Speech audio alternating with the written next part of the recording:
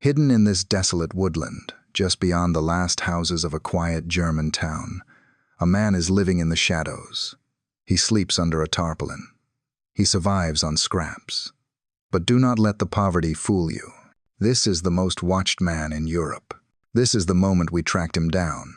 We asked him the question that has haunted the world for nearly 2 decades. Did you take her? He didn't answer with words.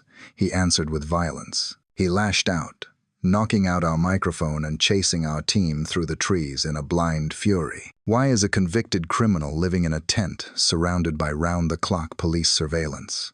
Why does he laugh while the world waits for answers? And is the secret of a missing child buried here in the dirt? Or did it vanish with him on the open road years ago? We're about to crack open the file on the shadow in the woodland and trace the path of a ghost. But before we step into the darkness, make sure to hit that like button and subscribe to the channel. Your support helps us continue to hunt for the truth in the world's most difficult cases. Now, let's enter the woods. The eyes were always upon him, invisible yet heavier than the canvas tarpaulin that separated him from the rest of the world. He was not alone, even though he lived in a solitude that would drive most men to madness. Just beyond the perimeter of his makeshift shelter, the presence of the law was a constant, suffocating weight. They were waiting. They were watching. It was a game of patience played out in the shadows of a town that wanted him gone, involving a man who had learned long ago how to exist in the cracks of society. 3 officers sat in an unmarked vehicle several hundred yards away, their gaze fixed on the patch of darkness where the suspect resided. They were part of a rotating roster, a 24-hour surveillance operation designed to ensure that the man known as the prime suspect in the most famous disappearance of the century did not vanish again. Inside the car, the air was thick with the stale smell of coffee and the tension of boredom mixed with adrenaline. They checked their monitors. The signal was steady. The electronic tag secured around the man's ankle pulsed with a rhythmic regularity, sending a silent beam of data to the authorities. As long as that signal remained active, the man was technically leashed, but everyone involved knew that technology could fail, and human error was the greatest risk of all. The man inside the tent moved with the quiet efficiency of a creature accustomed to being hunted. He was a figure of infamy, his face plastered across newspapers and television screens across the continent. Yet here, he was reduced to a primitive existence. He sat on a sleeping bag that had seen better days, surrounded by the debris of his survival. There were half-eaten jars of preserved food, plastic wrappers, and bottles of water scattered around him. He was surviving, but barely. This was not the life of a master criminal living in luxury. It was the desperate clinging to freedom of a man who knew the walls were closing in. A bicycle stood guard at the entrance of his lair, his only means of transport in a world that had stripped him of his driving privileges and his anonymity. It was a humble escape vehicle, but it was all he had. He checked his phone, the screen illuminating his face in the darkness. This device was his lifeline to the few associates who still dared to speak to him. He had a network, a small circle of helpers who operated in the gray areas of the law, delivering supplies to keep him fed and operational. They were the reason he could stay here, hidden in plain sight, defying the furious protests of the local townspeople who had marched with placards demanding his removal. Outside, the silence was broken by the sound of an approaching vehicle. It was not the police. The officers in the surveillance car sat up straighter, their cameras zooming in. A dark car slowed down near the edge of the encampment. A figure stepped out, moving quickly, carrying a heavy bag. The transaction was swift. Food, perhaps money, changed hands without a word being spoken. The helper retreated to the car and sped away, leaving the suspect alone once more. It was proof that even a man labeled a nightmare had allies, people who were bound to him by secrets or debts that the police had yet to uncover. The day dragged on, turning into a gray afternoon.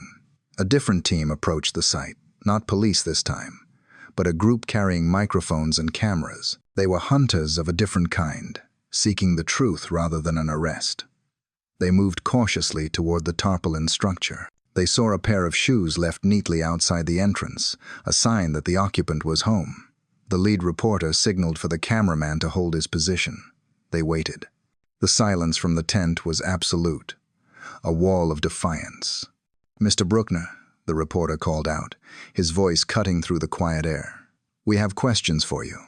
There was no answer. The shoes remained where they were. The wind rustled the fabric of the tent, but there was no movement from within. The reporter tried again, his voice firmer this time. He asked the question that had haunted investigators for almost 2 decades. He asked about the missing victim. He asked about the night she vanished from the resort in the south. Suddenly, the stillness shattered. The flap of the tent was thrown back with violent force. The man emerged, not cowering but charging. He was taller than he appeared in the grainy court photos, his face twisted in a snarl of pure aggression. He was not the frail victim of harassment he often claimed to be in his letters from prison. He was a physical threat, a man with a history of violence that was now directed squarely at the intruders. He marched toward the news crew, his stride long and purposeful. He was shouting, his words a mixture of fury and denial, though he refused to address the specific questions. He swatted at the microphone, knocking the equipment from the reporter's hand with a heavy blow. The cameraman stumbled back, struggling to keep the lens focused on the chaotic scene. This was the reaction of a man who felt cornered, a predator who had been poked once too often. The suspect did not stop there. He continued to advance, forcing the crew to retreat. He chased them, his voice booming, driving them back toward their vehicle. For a moment, the veneer of the misunderstood outcast dropped, revealing the volatile temper that prosecutors had warned about. He was dangerous. The police in the distance watched closely, ready to intervene if the assault escalated, but they held their position, documenting the outburst. This behavior was evidence in itself, a display of the character of the man they believed was responsible for a heinous crime. Breathing heavily, the man stopped his pursuit at the edge of the clearing. He stood there, watching the crew scramble into their car. He wiped his mouth with the back of his hand, his eyes darting around to see if anyone else was approaching. He knew the police were there. He could feel their gaze. He reached into his pocket and pulled out his phone again, dialing a number with shaking hands. As he waited for the call to connect, a strange expression crossed his face. It was not fear, and it was not regret.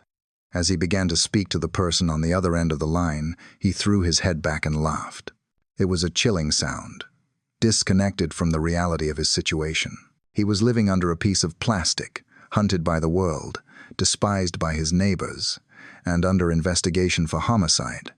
Yet he found something amusing. He turned his back on the retreating journalists and the hidden police officers, walking back toward his bicycle. He mounted it and began to pedal, moving away from his camp, away from the questions, deeper into the perimeter where he could control the terrain. The police car started its engine. The chase was on again. They would not let him out of their sight. The electronic tag on his ankle sent its signal. Ping, ping, ping. He was moving, but he was not free. The game had officially begun, and the man in the woods was ready to play. The timeline shifted backward, spiraling nearly 2 decades into the past to a warm evening in early May. The setting was a holiday resort in the south of Portugal, a place designed for relaxation and safety, but which was about to become the center of a global storm. The sun had set, and the air was filled with the sounds of families dining and the distant hum of the ocean, though the tranquility was deceptive. In an apartment on the ground floor, 3 siblings were asleep. The parents were dining with friends at a tapas restaurant located roughly 50 yards away.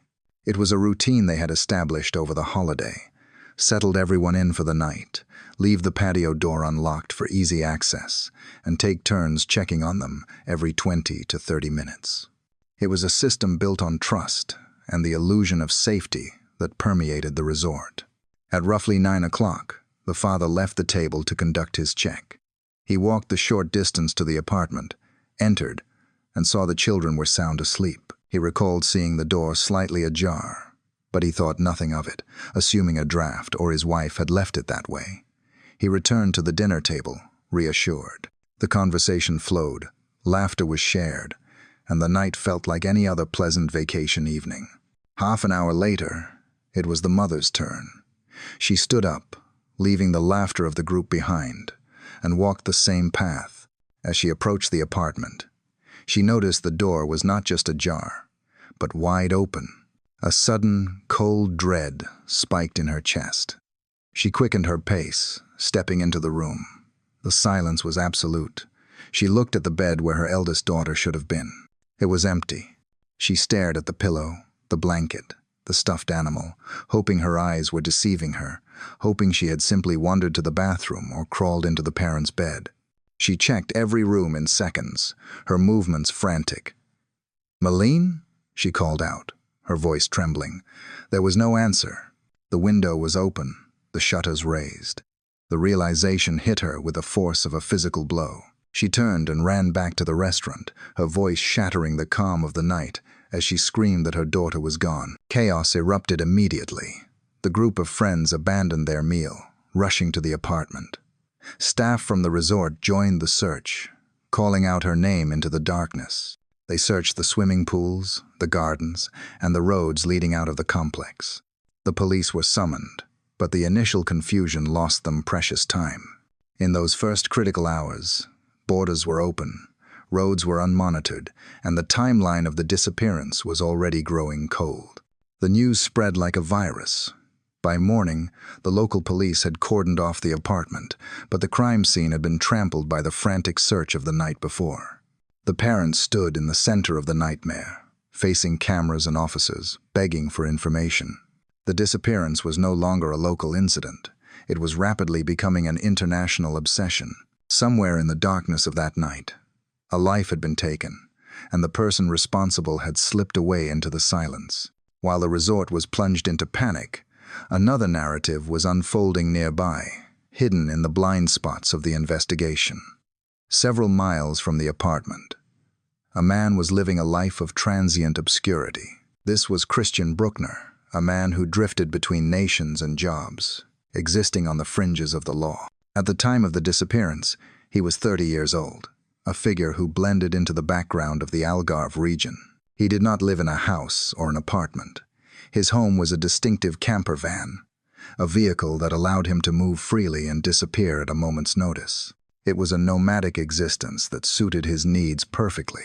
He was known to the local underground as a man who survived on theft, targeting holiday homes and hotel rooms while tourists slept or dined. He knew the layout of the resorts better than the staff. He knew which windows were left open and which doors were unlocked. In the days leading up to the event, his camper van had been spotted in the area multiple times. He was a ghost in the machine, watching the influx of wealthy tourists. He had no steady employment that required his presence, yet he seemed to have money for fuel and food. His behavior was erratic but calculated.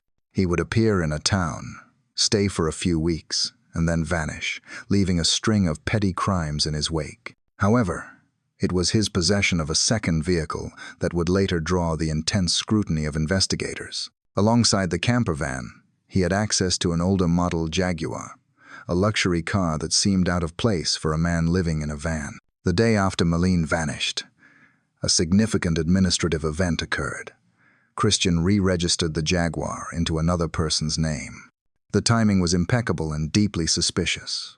Why would a man urgently transfer the ownership of a vehicle less than 24 hours after a major police investigation began nearby? It suggested a desire to distance himself from something, to scrub his name from records that might link him to a specific time and place. He continued his life as if nothing had happened, driving his camper van, maintaining his silence, and staying one step ahead of the authorities who were looking for a stranger, not a local drifter they had already dismissed as a petty thief. He was a predator hiding in plain sight.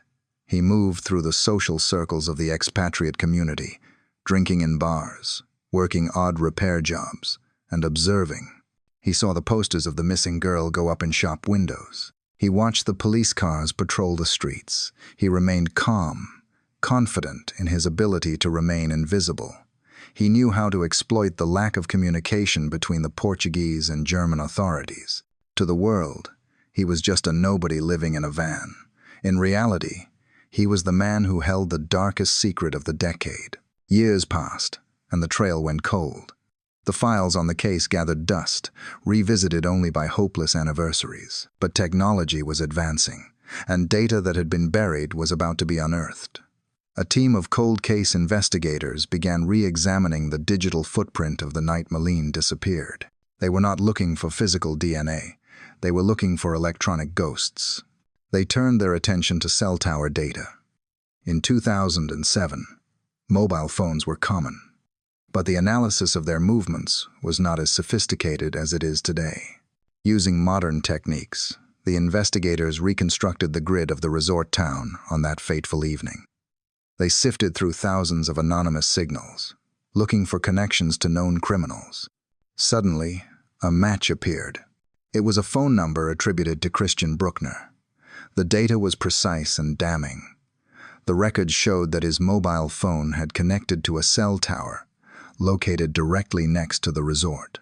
The signal placed him there not just generally, but specifically within the critical window of the disappearance.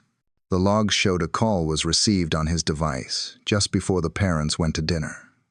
The conversation lasted for 30 minutes. This half-hour block of time was crucial. It placed him at the scene, awake and active, right before the window of opportunity opened. The signal did not lie. He was not miles away, as he might have claimed. He was in the immediate vicinity of the apartment. The investigators stared at the data. This was the link they had been missing for over a decade. It proved opportunity, but it also opened a new mystery. Who was on the other end of the line? Who had called him and spoken to him for 30 minutes while he loitered near the resort? Was it an accomplice? Was it a casual acquaintance providing a distraction? Or was it a signal to begin? The identity of the second caller became a priority.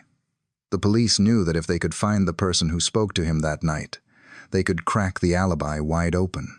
The phone ping was the invisible thread that tied the drifter in the van to the missing girl in the apartment. It changed everything. He was no longer just a burglar with a bad reputation. He was a suspect with a digital footprint stamped onto the crime scene.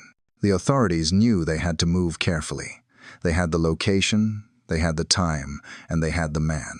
The silence of the past was beginning to break, replaced by the electronic echo of a call made in the dark, a signal that would eventually lead the police to the woodland camp in Germany. The net was finally tightening, woven from the data of a call made years ago, a call that Christian Bruckner likely thought had been forgotten forever. The breakthrough in the case did not come from a forensics lab or a police interrogation room.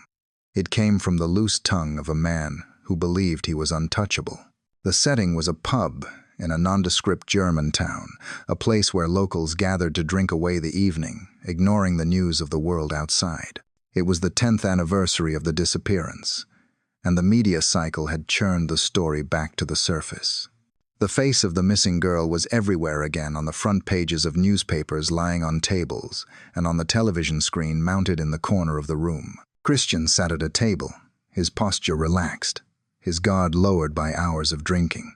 Opposite him sat a man he considered a friend, or at least an acquaintance who shared his drift through life. They had been talking about nothing of consequence, the usual complaints about money and the law, until the news broadcast shifted.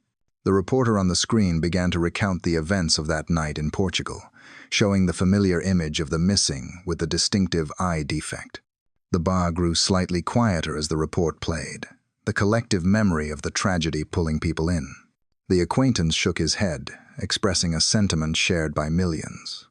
He muttered something about how strange the case was, how baffled the police seemed to be after a decade of searching.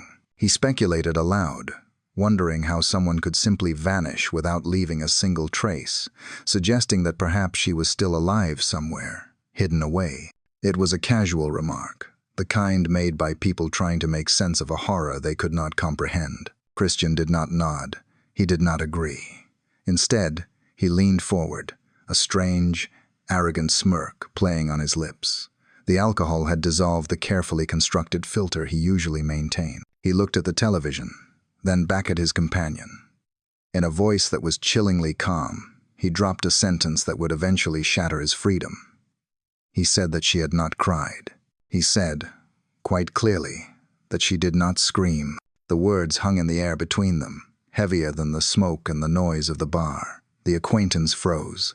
It was not a speculation. It was a statement of fact. It was a detail that only someone who was there could know. It implied proximity. It implied interaction.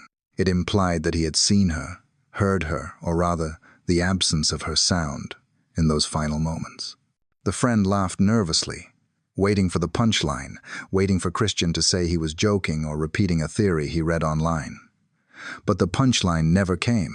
Christian just took another drink, his eyes cold and empty, seemingly proud of his secret knowledge. The conversation moved on, but the dynamic had shifted permanently. The acquaintance left the bar that night, carrying a burden he had not asked for. For days, then weeks, the sentence replayed in his mind. She did not scream. Why would he say that? How would he know? Fear began to take root. He knew Christian's history. He knew he was a man capable of theft and aggression. But this was different. This was the abyss. It took time for the courage to outweigh the fear. The criminal code of silence is strong, but the weight of a missing person is stronger. Eventually, the acquaintance reached out to the authorities. He did not go to the local police immediately. He went to Scotland Yard. He told them about the night in the bar. He told them about the video on the screen and the reaction of the man sitting across from him. He repeated the words exactly as they had been spoken. When the investigators heard the statement, the pieces of the puzzle slammed into place. It was the psychological link they needed. They had the phone data placing him at the resort. Now they had a witness placing him inside the event itself. The confession was not recorded on tape, but it was seared into the memory of the witness. It transformed Christian from a person of interest into the primary target.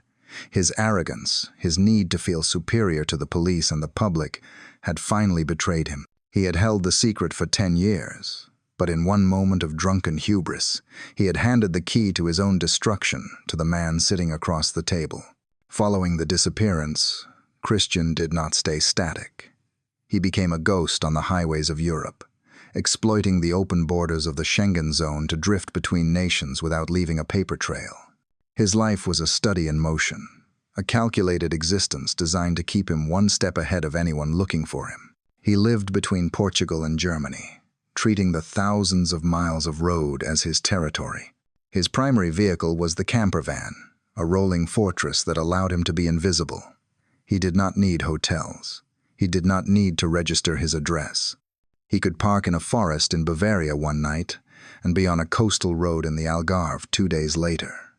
To the casual observer, he was just a hippie, a traveler enjoying the freedom of the road. But to those who looked closer, his movements were erratic and predatory. He survived through a network of petty crime. He did not work a traditional job.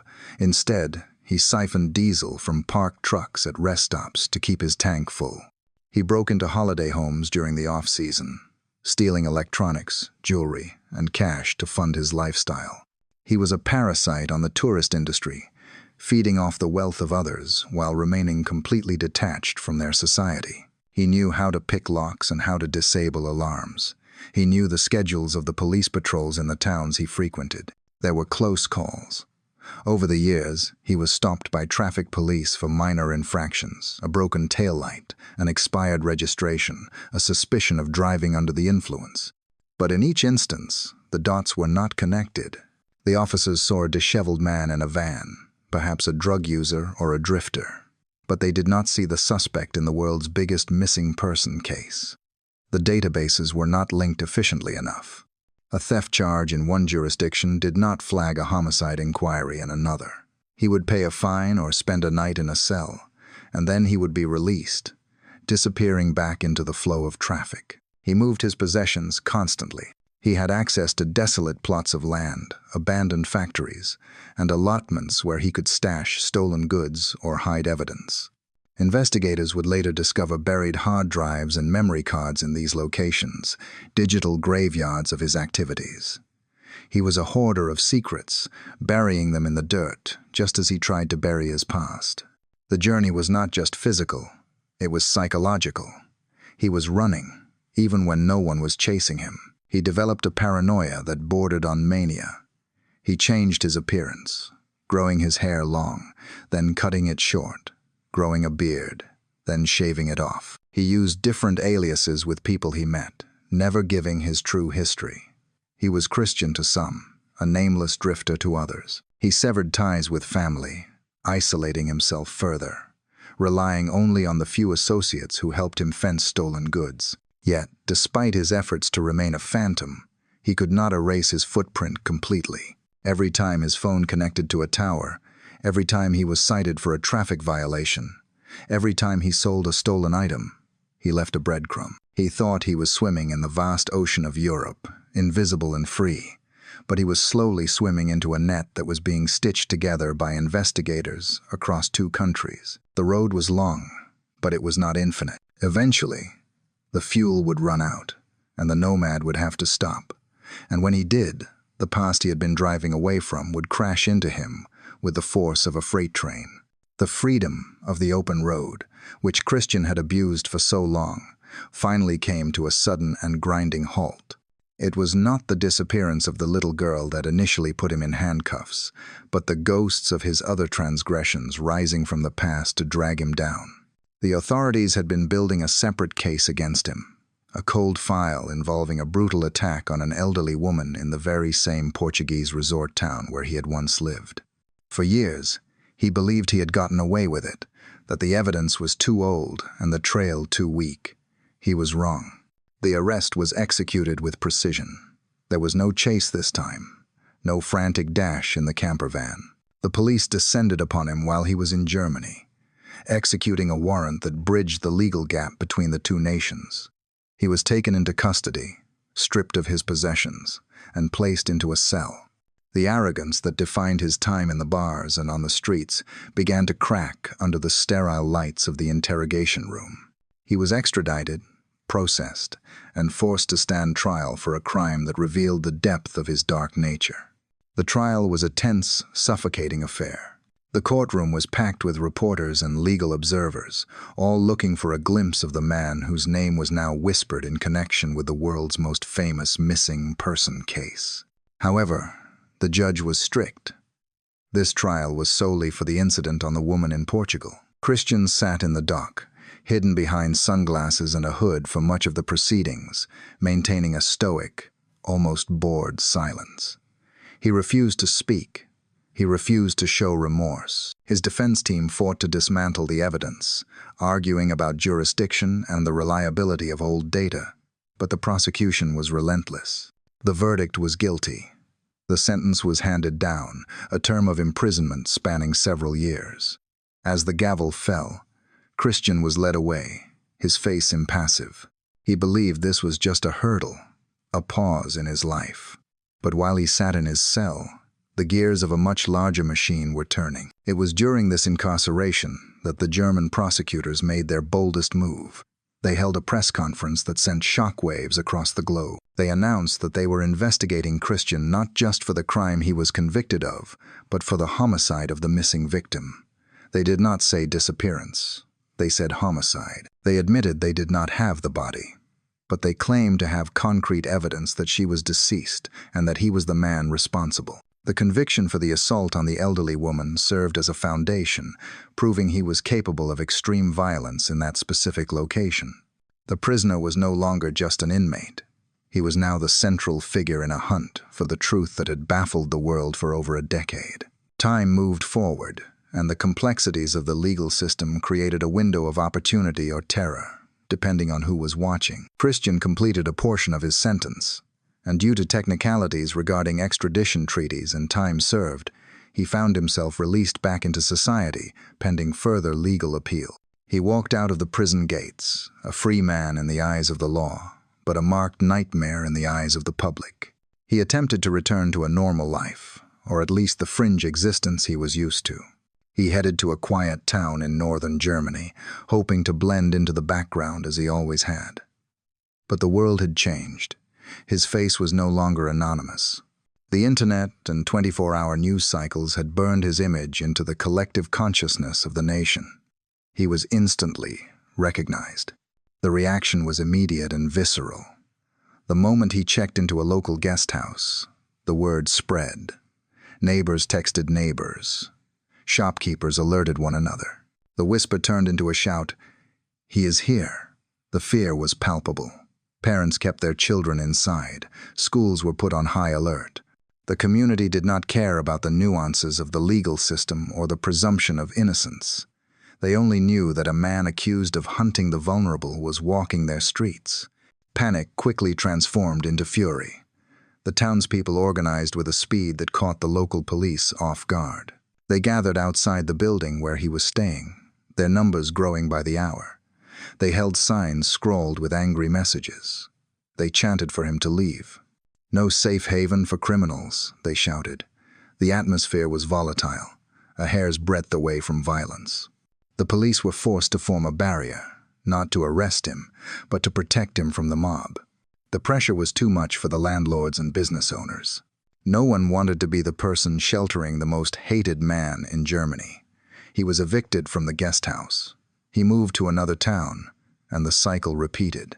He tried to rent an apartment, but the moment his name appeared on the application, the door was slammed in his face. He was toxic. He was a pariah.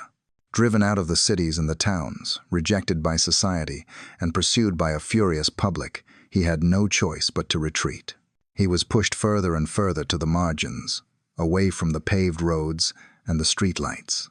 He found himself in the woodland area just beyond the last row of houses, a place where the anger of the mob could not easily reach him. He pitched his tent. He set up his camp. He was free, yet he was completely exiled. The trees became his walls, and the tarpaulin became his roof. The panic of the neighborhood had successfully purged him, forcing him into the shadows where the police surveillance teams were now waiting to begin their long, silent watch. The isolation of the woodland was a deception. To the casual observer walking their dog on the perimeter, the man under the tarpaulin appeared to be a hermit, completely cut off from the human race. He was a castaway on an island of dirt and leaves, seemingly abandoned by a world that despised him. But the police, watching through their long-range lenses, knew the truth was far more complex. He was not alone. He was merely the visible tip of a submerged network that refused to be severed. Survival in the wild required resources that nature could not provide, and Christian was not a survivalist living off the land. He was a creature of the modern world who needed processed food, clean water, batteries for his devices, and money to pay his legal fees. These things did not appear by magic. They arrived on 4 wheels, often under the cover of darkness or during the quiet lull of the mid-afternoon when the town was distracted. The helpers were a motley collection of individuals who seemed immune to the public outrage that burned elsewhere. They were men with hard faces and nervous eyes, driving battered sedans with registered plates that led back to dead ends or temporary addresses. They did not stay long. They would pull up to the edge of the dirt track, just close enough to be seen but far enough to keep the engine running for a quick getaway. The trunk would pop open, and the exchange would happen with the efficiency of a military drill. Bags of groceries, canisters of water, and envelopes containing cash were dropped onto the grass. Why did they help him? This was the question that plagued the investigators. Why risk association with the most radioactive man in Europe? The answer lay in the complex currency of the criminal underworld. Loyalty was rarely born of affection. It was born of leverage. Christian had spent decades drifting through the darker corners of the continent. He had burgled houses, moved stolen cars, and engaged in illicit trade. In doing so, he had accumulated secrets. He knew names, dates, and locations that could send other men to prison for a very long time. His silence was a commodity, and the supplies brought to his tent were likely the rent being paid to keep his mouth shut. There was also a twisted sense of solidarity among the outcasts. To his associates, the media storm and the police pressure were not signs of guilt, but evidence of a system trying to crush one of their own. They saw him as a victim of a witch hunt, a man being framed because the authorities needed a scapegoat for their own failures. This narrative allowed them to justify their support. They weren't helping a villain, they were helping a buddy who was down on his luck and fighting the machine. The logistics of his support network were sophisticated. He did not use a bank account, which could be frozen or tracked. He lived entirely on cash, the lifeblood of the fugitive. The envelopes delivered to him contained enough euros to buy phone credit, tobacco, and other essentials that he could send runners to purchase for him. He was a hub of activity, coordinating his existence through encrypted messaging apps on a smartphone that he kept charged with portable power banks brought by his visitors. The police documented every arrival. They photographed the license plates and ran facial recognition scans on the drivers. They built a dossier on the network, hoping that one of these helpers would slip up or turn informant. But the circle remained tight. The visitors rarely spoke to the surveillance teams. They offered no comments to the journalists who occasionally lurked nearby. They performed their task dropping off the lifeline and then vanished back into the traffic of the Autobahn. For Christian, these visits were his only connection to reality. When a car approached, his demeanor changed. The arrogance returned. He was reminded that he still had power, that he could still command resources despite living in a tent. He would emerge to collect his goods, exchanging brief, hushed words with the drivers. There were no hugs, no handshakes, just the transactional nod of men involved in a dangerous game. However, this support came with a heavy psychological price. He was entirely dependent on them. If they decided he was too much of a liability, or if the police pressure became too intense for them to bear, the deliveries would stop. He would be starved out. Every time a car drove away, he had to wonder if it was the last time he would see it. He was a king in his own mind, but in reality, he was a beggar living on the charity of thieves, waiting for the day when his utility would run out and the shadows would finally stop answering his calls. The stalemate in the woods could not last forever. The invisible line drawn between the suspect and the outside world was about to be crossed, not by the police, but by a team of journalists determined to get the answer that had eluded the authorities for nearly 2 decades. The decision was made in the back of a cramped production vehicle. They would not wait for him to emerge on his own terms. They would go to him. It was a calculated risk, stepping into the territory of a man who had nothing left to lose and a history of explosive violence. The crew moved with the quiet intensity of soldiers entering a hostile zone. There were 3 of them, a reporter, a sound engineer, and a cameraman whose heavy equipment rested on his shoulder like a weapon. They navigated the uneven ground, their eyes locked on the blue tarpaulin that broke the natural pattern of the woodland. As they drew closer, the tension became a physical weight. They were invading the private sanctuary of a man accused of the unthinkable, and they had no way of knowing how he would react. They stopped a few yards from the entrance. The flap of the tent was closed, but the evidence of occupation was undeniable. A pair of shoes sat neatly by the opening, a mundane detail that felt strangely intimate and chilling. He was in there. He was listening. The reporter took a breath, steadying his nerves. He signaled the cameraman to start recording. The red light blinked on, the lens focused. "Mr. Bruckner," the reporter called out. His voice was loud, designed to penetrate the canvas and the silence. "We need to ask you about the case." For a long moment, there was no response. The wind moved through the trees, but the tent remained still. The crew exchanged glances. Was he asleep? Was he ignoring them? Or was he waiting? The reporter stepped closer, reducing the safety gap. He asked the question again, this time more direct, stripping away the pleasantries. He asked about the missing girl.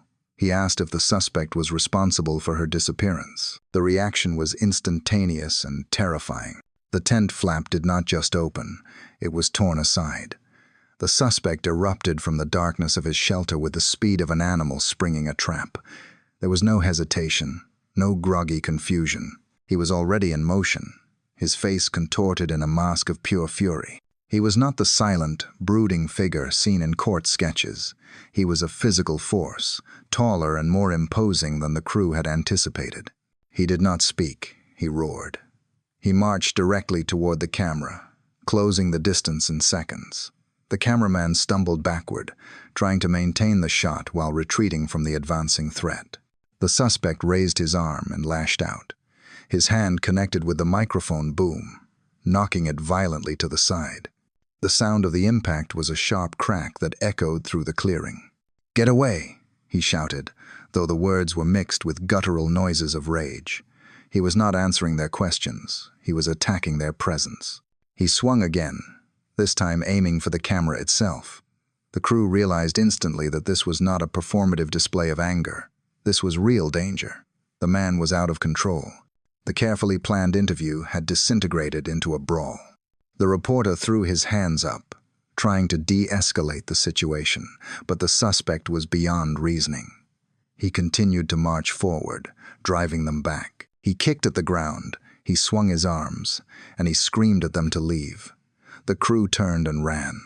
They abandoned their professional composure in favor of self-preservation. They scrambled over the roots and the dirt, heading back toward the safety of their vehicle parked on the road. But the suspect did not stop at the edge of his camp. He chased them. He pursued them through the trees, his breathing heavy, his eyes wild. For a terrifying minute, it seemed he would follow them all the way to the car and drag them out. He was hunting them, just as he had been accused of hunting others. The veneer of the victimized outcast had completely shattered. This was the behavior of a man who solved problems with intimidation and force. From the periphery, the police surveillance team watched it all unfold. They did not intervene. They did not need to. The cameras were rolling, and the suspect was providing them with something more valuable than a confession. He was showing his true nature. He was demonstrating the volatility that the prosecutors had warned the public about. The crew reached their car, breathless and shaken. They threw their equipment into the back and slammed the doors, locking them instantly. Through the glass, they saw the suspect standing a short distance away. He had stopped his pursuit, realizing he had gone too far from his sanctuary. He stood there, chest heaving, staring them down. He looked like a man possessed, fueled by adrenaline and hatred. Then, in a bizarre twist, his demeanor shifted. He reached into his pocket and pulled out his phone. He did not look worried about the assault he had just committed. He did not look afraid of the police who were undoubtedly watching. He put the phone to his ear, turned his back on the terrified journalists, and began to walk back toward his tent. As he walked, he let out a loud, barking laugh. It was a sound of triumph, a signal that he believed he had won this round. He had scared them off. He was still the king of his small, sad kingdom in the woods, and he would defend it with his fists if he had to. The interrogation room was designed to break men, but Christian Bruckner treated it like a waiting room. The air was stale, recycled through vents that hummed with a monotonous drone, but the suspect remained unbothered. Across the metal table sat two senior detectives, their files stacked high, a paper tower of evidence collected over nearly 2 decades. They had the phone logs, the witness statements from the bar, and the timeline of the Jaguar. They had the conviction for the other crime. They had everything except the one thing they truly needed, his voice. No comment. This was the mantra. It was not spoken by Christian, but by his defense attorney, a man with a sharp suit and a sharper mind who sat beside him like a granite statue. Every question the detectives fired was met with this impenetrable wall. They asked about his movements in the spring of 2007. No comment. They asked about the camper van. No comment. They asked about the phone call that placed him at the scene. No comment. Christian sat back in his chair, his body language radiating a mixture of boredom and contempt. He knew the game. He had spent enough time in the legal system to understand that words were weapons that the police would use to slit his throat. Silence was his shield. His lawyer had drilled this into him. Without a body, without forensic DNA linking him directly to the disappearance, the case was purely circumstantial. The prosecution had a theory, a very strong theory, but they did not have a smoking gun. As long as Christian did not provide them with a confession, they were trying to build a castle out of sand. The dynamic in the room was suffocating. The detectives grew visible, frustrated. They leaned in, changing tactics. They appealed to his conscience. They showed him photos of the parents, whose lives had been frozen in grief for years. They asked him to give the family closure, to end the nightmare. Christian did not flinch. He did not look at the photos. He stared at a spot on the wall, his expression blank. He was not there to help. He was there to survive. Outside the interrogation room, the legal battle was raging in the courts. His defense team was aggressive, launching appeals and challenges at every turn. They argued that the German prosecutors were overreaching, that they were desperate to solve a high-profile case to save face. They claimed their client was being demonized by the media, that he was a convenient scapegoat for a police force that had failed to do its job properly years ago. They pointed out the lack of physical evidence. "Where is the proof?" they demanded in court filings. "You cannot convict a man on suspicion alone." However, while Christian refused to speak to the police, he could not resist the urge to speak to the world. The silence was only for the authorities. For the public, he had a different strategy. From the confines of his isolation, he began to write. The letters started to trickle out from his cell. Written in neat, precise handwriting, they were addressed to the media, to potential supporters, and even to the courts. In these pages, he did not sound like a nightmare. He sounded like a victim. He spun a narrative of persecution. He claimed that he was being targeted because of his past, that the police were corrupt and incompetent. He described his treatment as a violation of human rights, painting himself as a martyr suffering under the weight of a global conspiracy. One letter, leaked to a major newspaper, caused a sensation. In it, he mocked the prosecutors. He laughed at their evidence. He wrote that they were grasping at straws, that they would never find what they were looking for because he had done nothing wrong. It was a masterclass in manipulation. By writing these letters, he was controlling the narrative. He was taunting the investigators, telling them, "I am still here, and you still cannot touch me." The psychologists analyzing the letters saw something darker between the lines. They saw narcissism. They saw a need for attention. A truly innocent man might scream for justice. Christian was sneering at the process. He seemed to enjoy the fame, the notoriety of being the man in the woods, the phantom that the whole world was talking about. The letters were not just a defense, they were a performance. Back in the prosecutor's office, the team read the letters with grinding teeth. They knew he was playing them. Every word he wrote was a calculated risk, but he was careful. He never admitted guilt. He never revealed a detail that only the killer would know. He danced on the edge of the precipice, looking down and laughing. The standoff continued. The police had the suspect, but they could not break him. The defense team stood firm, blocking every attempt to question him further. And in the middle of it all sat Christian, writing his letters, guarding his secrets, and waiting for the day when the law would be forced to let him go. He was gambling his life on the belief that silence was stronger than truth, and so far, he was winning. The most important object in the entire investigation was not a weapon, a vehicle, or a file. It was a small black box of hard plastic strapped tightly around Christian's left ankle. It was the modern equivalent of a ball and chain, a digital shackle that bound him to the earth even as he plotted his escape. For the suspect, it was a constant physical reminder of his captivity, rubbing against his skin with every step he took on the uneven forest floor. For the authorities, it was the thin electronic line standing between justice and a cold case that would never be solved. Inside a climate-controlled room miles away from the woodland camp, a team of officers stared at a bank of monitors. On the central screen, a digital map of northern Germany glowed in high definition. In the center of that map pulsed a single, rhythmic dot. That dot was Christian. It moved when he moved. It stopped when he slept. It was the heartbeat of the operation, and the officers watched it with an obsession that bordered on mania.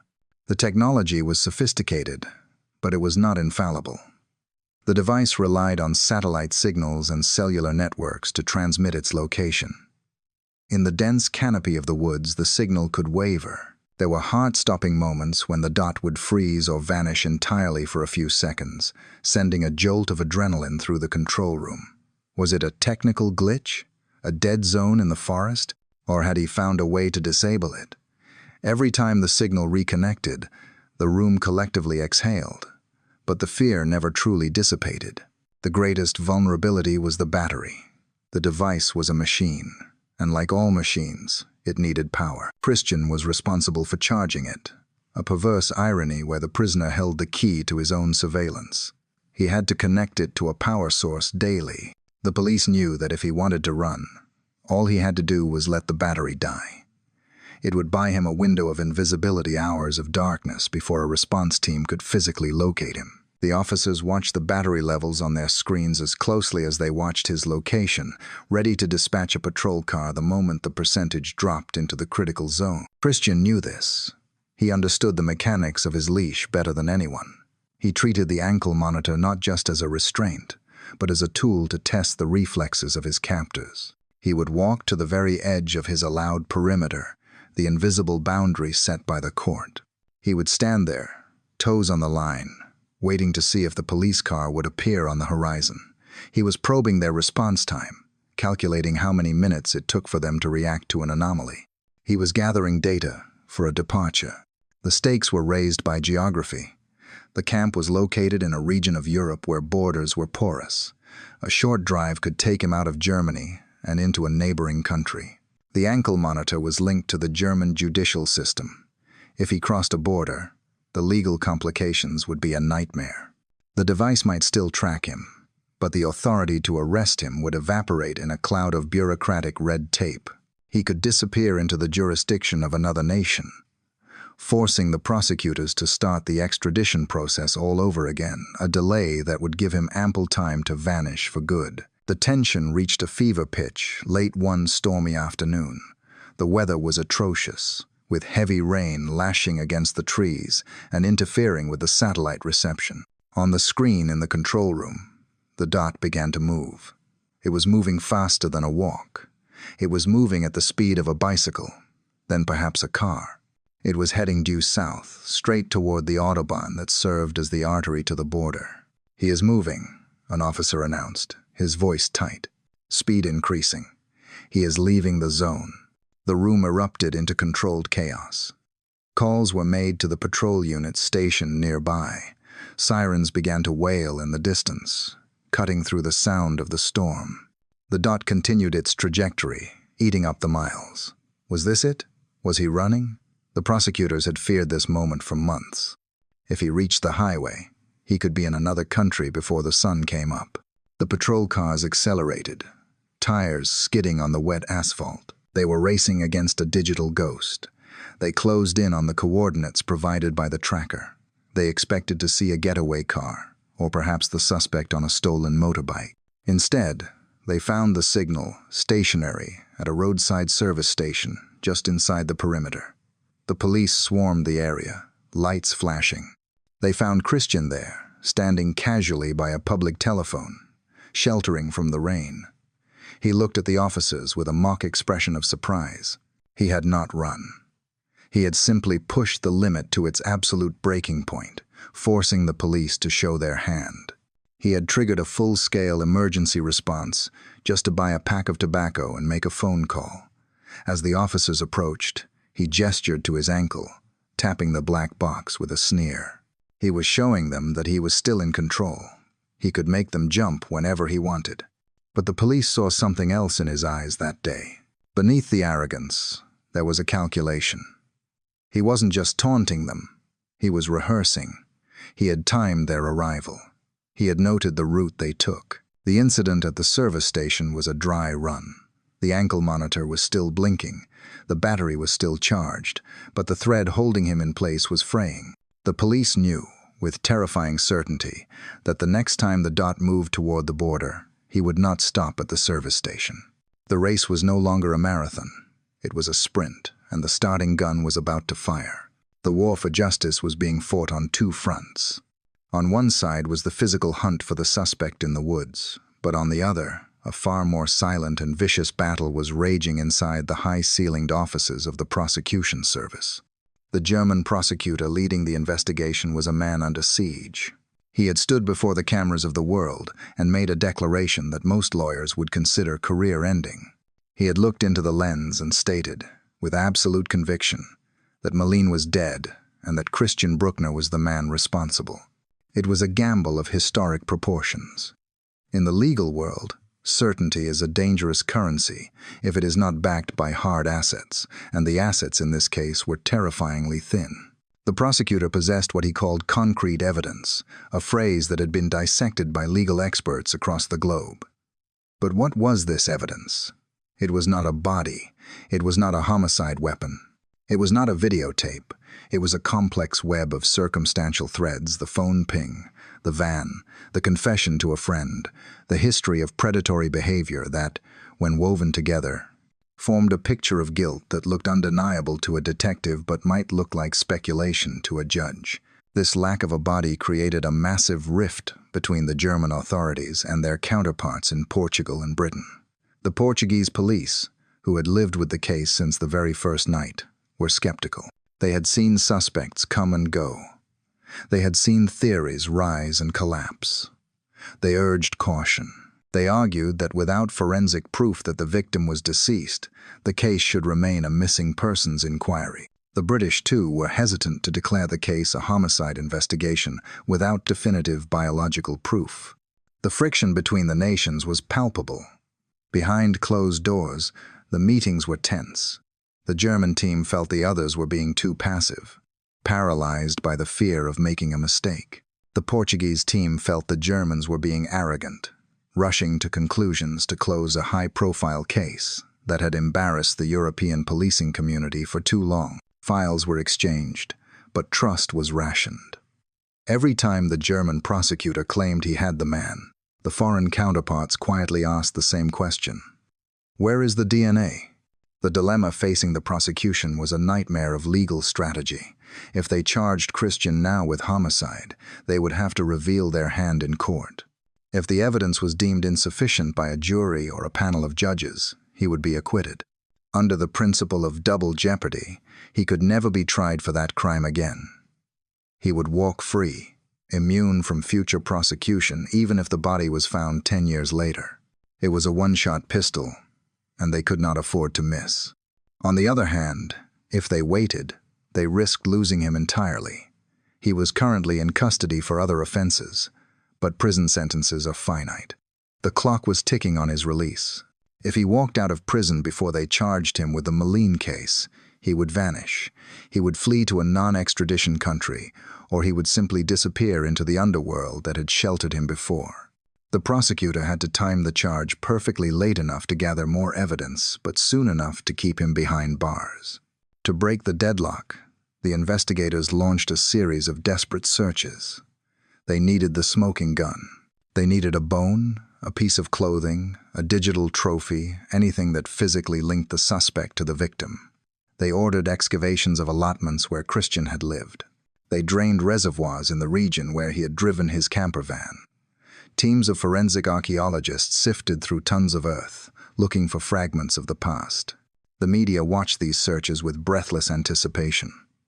Every time a shovel hit something hard, the world held its breath. But time and again, the result was silence. They found biological remnants. They found rusted tools. They found trash. But they did not find Madeleine. The absence of the body was a void that swallowed every theory the prosecution tried to build. It emboldened the defense team, who sat in their offices smiling, knowing that without physical remains, the allegations remained just stories. The pressure on the German prosecutor became personal. He received hate mail. He was mocked in the press for making promises he couldn't keep. Critics called him a showman who had jeopardized the investigation by showing his hand too early. Yet, he remained defiant. He told his team that they did not need a body to prove homicide. They just needed to prove that the victim could not possibly be alive. It was a legal theory that had worked in rare cases before, but never in a case with this level of global scrutiny. The internal debates grew heated. Junior prosecutors worried they were walking into a trap. They pointed out the holes in the timeline, the unreliability of witnesses who were recalling events from years ago. But the lead prosecutor refused to back down. He believed, with a moral certainty that transcended the law, that Christian was the nightmare in the dark. He knew it. The phone data told him. The criminal history told him. The intuition of a career lawman told him. But intuition is not evidence. As the months dragged on, the prosecutor realized he was playing a game of chicken with the defense. He was bluffing, implying he had more evidence than he did, hoping to rattle the suspect into a confession. It was a dangerous strategy. If Christian remained silent, and if the search teams continued to find nothing in the dirt, the prosecutor would eventually face the ultimate choice: take a weak case to trial and risk losing everything, or admit defeat and let the prime suspect walk away into the fog, taking the truth with him. The disappearance of Madeleine was no longer just a police case. It had become a distinct entity, a living, breathing presence that occupied the space between the parents and the rest of the world. For the mother and father, the absence was not a void. It was a heavy, suffocating solid. It sat at their dinner table. It traveled with them on quiet drives, and it stood in the corner of every room during birthdays and holidays. They lived in a state of suspended animation, trapped in the amber of that single night in May. While the rest of the globe moved forward, aging and evolving, they remained anchored to the moment they realized the bed was empty. This state of limbo was tortured by the cruelty of false hope. Over the years, the investigation had produced thousands of sightings. Well-meaning tourists in Morocco, shopkeepers in Belgium, and travelers in South America would call the hotline, swearing they had seen the girl. Each report was a spark that flared brightly before being extinguished by the cold water of reality. The parents had to endure the emotional whiplash of thinking, for a split second, that the nightmare was over, only to be told that the child in the grainy photograph was someone else's daughter. They were forced to mourn a child who might be alive and search for a child who might be dead. It was a psychological torment that no court could prosecute. The burden was made heavier by the global obsession with the case. Madeleine had become the most famous missing person in history.